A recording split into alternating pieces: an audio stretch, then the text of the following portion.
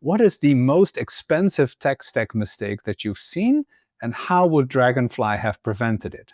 Ooh, straight into it. I love it.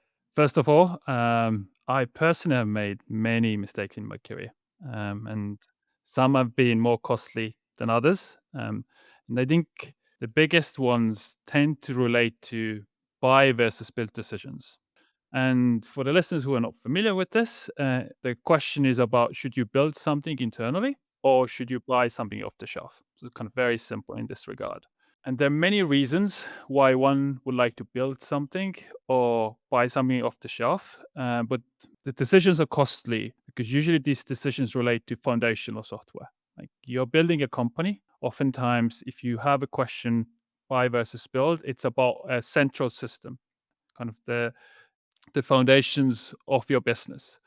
For example, CRMs, analytics software, data platforms, kind of finance analytics. There's kind of many examples here, which by definition are very nuanced because they have many touch points and dependencies.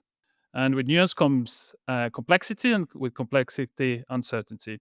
And what it means in kind of practical terms is in this type of kind of projects and initiatives, you have scope creep, you have potential for missed timelines, and obviously missing the end delivery. And kind of coming back to the question itself, kind of from my experience, I think the worst horror story from kind of my life in the startup scale up world relates to a decision kind of we have to make on one of the foundational pieces of our product, which was a data platform. And data platform that kind of related to ingesting a lot of information that then we can serve for multitude of reasons to downstream services, but the core there being a feature store.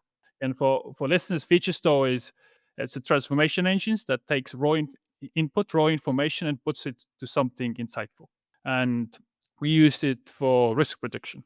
And we couldn't find immediately something off the shelf, and we had to move fast, uh, which is never a good thing to start with. You're kind of rushed into decisions. If you have to move fast, then can building something for yourself actually ever be the right solution?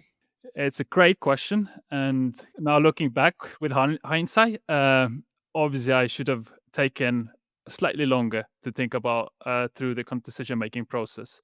But I think the core reason why somebody would like to build something themselves is flexibility. You own the thing. You're not reliant. I think the industry term is vendor lock. I think it has very negative connotation, but oftentimes it's actually positive. You can just move faster. And what happened with us is we decided to build it ourselves because we thought it's our core IP. We spent millions, many millions initially on figuring out what actually this thing should do. So figuring out the requirements. Then we didn't have a team to build it. So I had to go and hire. I had more than 20 people. All building a data platform that essentially was already available. That was a solved solution, right? A solved problem in a way. Unfortunately, we realized it only a year after. So we were kind of deep in the build process. It was hard because we were building something that I myself was not experienced in. We didn't have a team around to first hire the people to kind of build it and understand what it actually needs from us in terms of kind of time and also kind of money. So overall effort. So we were, I think, 18 months into kind of figuring it out. We hadn't delivered anything.